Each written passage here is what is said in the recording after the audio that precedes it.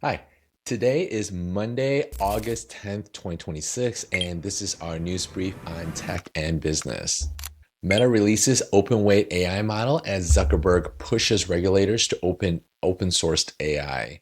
So on August 10th, the company released an open weight version of its most powerful AI model that can run locally on a single graphics card, lowering hardware costs for businesses that want to host their own AI instead of paying per API call.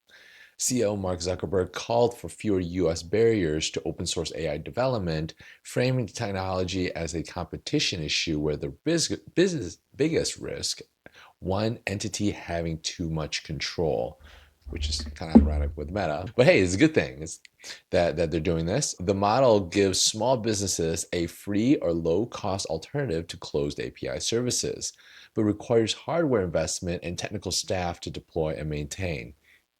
So a bit more context, Meta had paused open weight releases amid safety debates, but the company is now returning to its open source strategy as a competitive differentiator against closed model providers like OpenAI and Anthropic. The push comes as governments worldwide debate whether open weight models should face the same scrutiny as closed systems, with the Trump administration's closed door AI framework also reported the same day.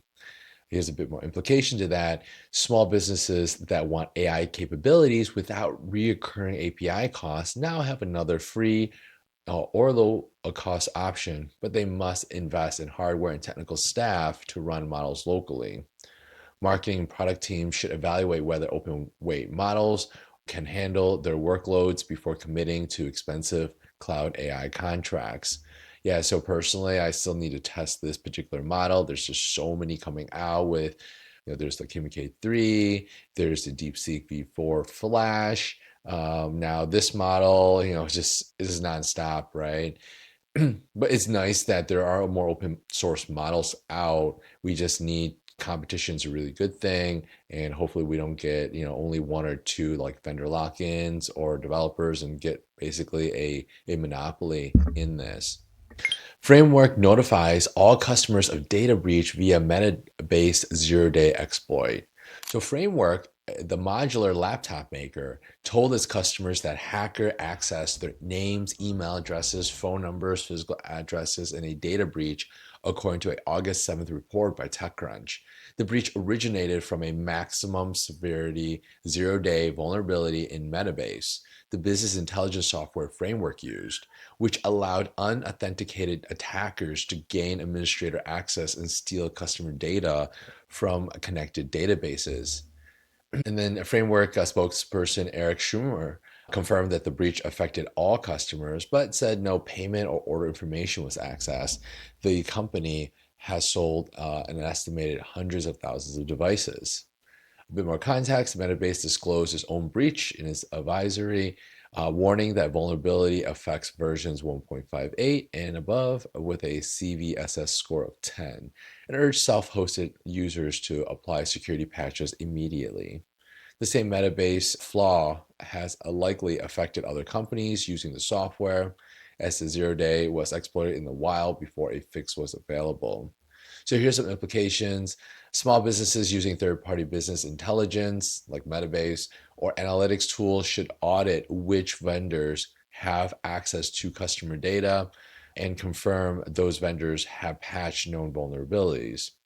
The breach shows how a single upstream vendor compromise can expose every downstream customer, a risk that grows when companies rely on SaaS tools without monitoring their security posture. X replaces revenue sharing program with original content rewards, raising thresholds. X, the social media platform owned by Elon Musk's SpaceX, announced that on August 8th that it will wind down its existing revenue sharing program and replace it with an original content reward starting September 8th, according to TechCrunch.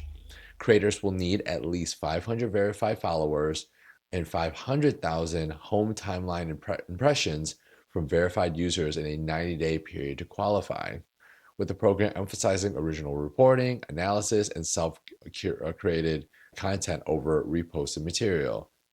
X said that the existing program had reached a point where its incentives were misaligned, The creators should focus on bringing net new content to a platform instead of maximizing payouts.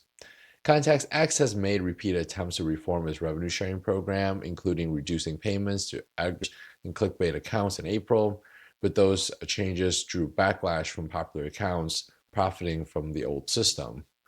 The shift to original content and rewards follows a broader industry trend on platforms tightening creator monetization rules to prioritizing content that can or they can distinguish from aggregated or copied material. Here's the implication to that. Small business and creators on X who rely on revenue sharing should audit their content strategy now, because posts that aggregate or repost others' work will no longer qualify for payments. Marketing teams should shift towards original posting, reporting, analysis, and visual content on X to maintain under the new thresholds. And so some of the things to notice, like even the creator threshold is 500 verified followers. So something, like it's pretty obvious, is, kind of works similar to like the music streaming apps like Spotify, right? They're focused on not just ad revenue, but also they want more people paying for the subscriptions. So really they're trying to get creators to focus on continue to attract the paid subscribers on X. So just reading between the lines here, right? Rippling launches AI spend console after burning millions on AI tokens. HR provider Rippling unveiled AI spend console on August 7th, a product that tracks how much individual employees, teams, and roles spend on AI tools and whether that spending produces real productivity gains, according to TechCrunch.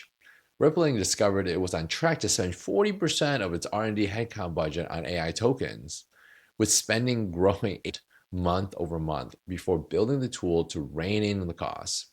After implementing the tool, Rippling dropped its token spend from 40% of its headcount budget to about 15%, while internal usage hit 600 billion tokens in July. 600 billion tokens, nearly matching its peak usage. So a bit of more context here. The product launch reflects a broader early 2026 problem where companies adapt to AI tools at scale without tracking costs, as inference providers like OpenAI and Anthropic have no incentive to keep customers control spending. Rippling found that 10 to 15% of its employees were driving 16% of its total AI spend. One engineer spending $50,000 a month, prompting the company to negotiate spending caps and route prompts to cheaper models. Here's the implication here. Small and mid-sized businesses adopting AI tools should implement spending dashboards before costs spiral, as a small number of power users can quietly consume a disproportionate share of the AI budget. Companies should evaluate whether cheaper open weight models can handle routine tasks, as Rippling found that Z.AI's GLM 5.2 was 85% cheaper than frontier models with nearly identical performance for its workloads. Some additional info on this is that, yes, using GLM 5.2 or even DeepSeek's Flash could be options too. If there's certain types of work, AI work, that's running a lot, like let's say at night, it's processing a lot of, in the HR space, but processing a lot of resumes or applications, they actually might even be better buying their own hardware and letting that hardware run 24/7, right? So that may be another option too, having their own hardware. And you can see more and more of the bigger tech companies starting to do that now, bring the hardware now in-house and running open source models. Atlassian AI assistant vulnerability exposes enterprise data through single click. So security researchers at Varnis Threat Labs disclosed a vulnerability dubbed Ronoblast on August 10th, showing how a single click on a crafted link could trick Atlassian's Rovo AI assistant into sending Jira and Confluence data to attackers. The attack works because Rovo treats externally supplied UI parameters as trusted inputs within a user session, requiring no jailbreak or permission bypass or and triggering no warnings or confirmation prompts. Rovo operates as an AI layer across Jira, Confluence, Bitbucket, Slack, Microsoft 365, and Google Workspace, meaning the blast radius of a compromised session extends across all connected business systems. Right? That's not scary at all.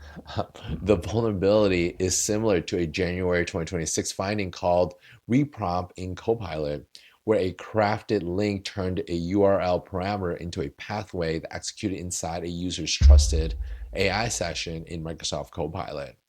Varnis responsibly disclosed Ronoblast to Atlassian, which fixed the issue and published it via bug crowd before its debut at DEF CON 34. So here's some implications to that. Companies using AI assistants that connect to multiple business systems should treat links from external sources as untrusted inputs, because AI agents can inherit the user's access rights and silently expose connected data. Security teams should audit which AI tools have access to internal systems and test whether prompt injection through URL parameters can fetch sensitive data. So speaking of connecting everything, let's go into Cloudflare's open source's Cloudflare OS, an AI workspace platform for companies. Cloudflare announced on August 10th that it has open sourced Cloudflare OS, a platform that gives every person in the company an AI agent and workspace built around the organization's own context, tools, and systems. The thousands of Cloudflare employees across every function, many outside engineering, use the first version daily to create documents, automated tasks, and build small apps before the company rebuilt it with security built into the platform. The open source version allows any organization to deploy it, connect internal systems, and customize interfaces with a shared library of context and skills that captures how the organization works. Context, Cloudflare ran the first version internally starting May 2026 and found that the collaboration exposed a fundamental security challenge. Access to MCP server told which tools an agent could call, but not which underlying resources the agent had observed. The rebuilt version makes security part of the platform rather than something every person building an app has to implement correctly, addressing the risk that shared workspaces could expose information someone was not permitted to see. So small businesses looking to deploy AI agents across their operations can now use an open source platform instead of building it from scratch, like I did. But they need to plan for security and access control requirements that Cloudflare learned the hard way. Operations and marketing teams should evaluate whether an internal AI workspace can automate repetitive tasks, as Cloudflare's internal deployment showed a broad adoption beyond engineering. So if you want clear, practical updates on tech and business shifts that actually affect operators, founders, and small teams, subscribe and follow along on the Dave Techley YouTube channel. If you want these updates straight into your email, subscribe to the Dave Techley newsletter. Thank you. See you next time.